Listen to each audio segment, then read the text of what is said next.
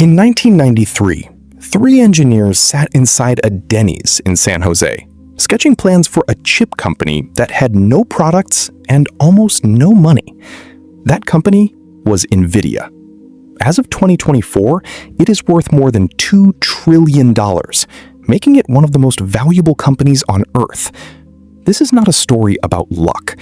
It is a story about a company that bet everything on a chip nobody thought they needed and ended up controlling the engine behind almost every major technology on the planet. But here is the strange part.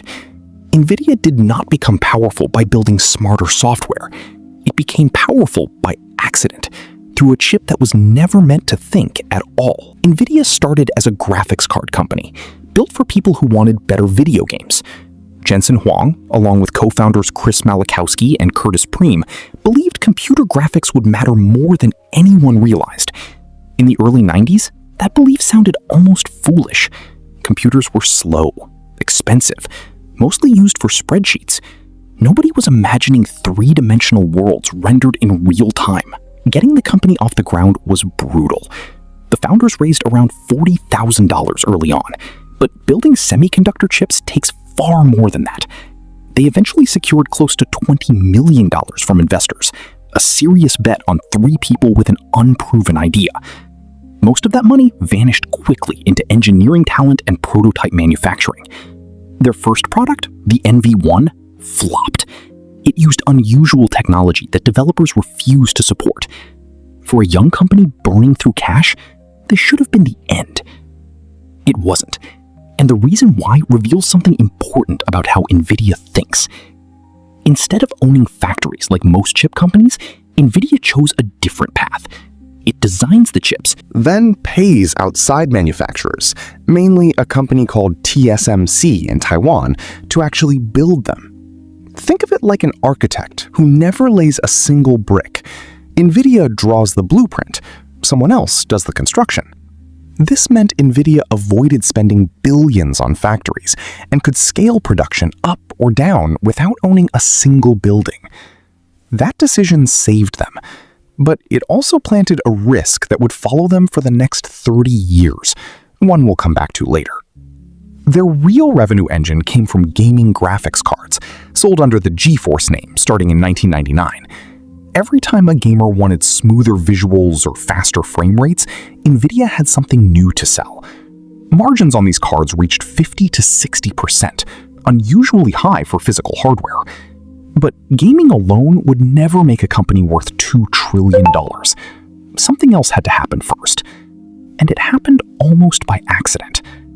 In the early 2000s, researchers noticed something strange.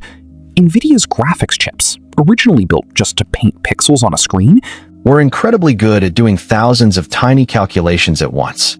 It turned out this exact process was perfect for training artificial intelligence.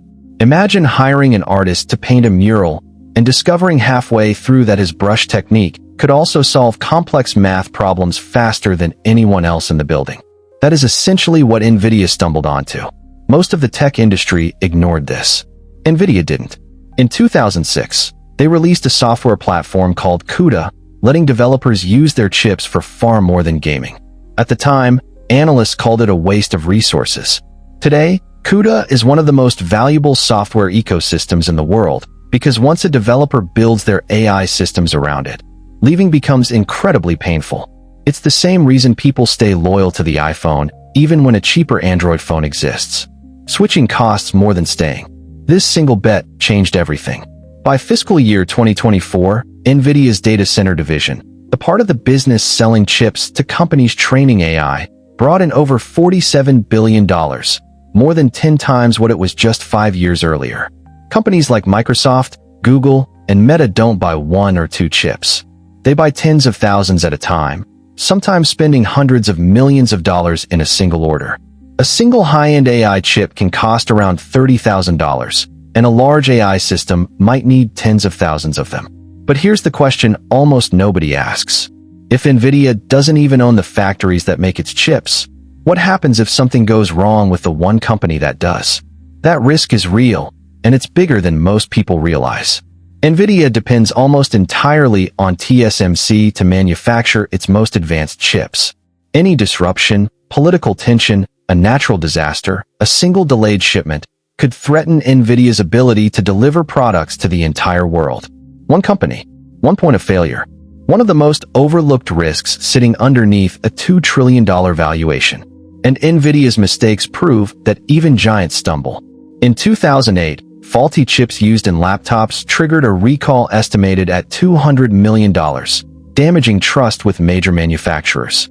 Years later, Nvidia poured resources into a mobile chip division called Tegra, hoping to power smartphones.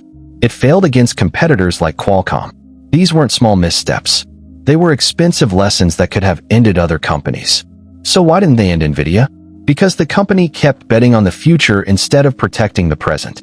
In 2020, Nvidia's annual revenue was around $10 billion. By fiscal year 2024, it had exceeded $60 billion, growing faster than almost any major technology company in modern history. Profit margins above 50% are extraordinary for a hardware company. They look more like the margins of a software business, and that is exactly the point. Nvidia stopped being just a hardware company a long time ago. But growth this fast attracts enemies. Competitors like AMD and Intel are spending billions trying to catch up. Even Nvidia's own customers, companies like Google and Amazon, are quietly designing their own AI chips to reduce how much they depend on Nvidia. And the US government has restricted the sale of advanced AI chips to certain countries, cutting off markets worth billions. If AI demand slows down even slightly, a company priced for endless growth could face a serious reckoning. So is Nvidia's dominance guaranteed? Not even close. But here is what makes their story different from most tech giants. Nvidia didn't win by predicting the future perfectly. They won by placing bets years before anyone else understood the game being played. They bet on 3D graphics when computers were slow and clunky. They bet on parallel computing when almost nobody outside a small research community cared. And they bet on artificial intelligence years before it became the most important technology on the planet. In business, timing decides fortunes. But vision decides who is ready when that timing finally arrives. Nvidia was ready. The only question left is whether they can stay ready for whatever comes next.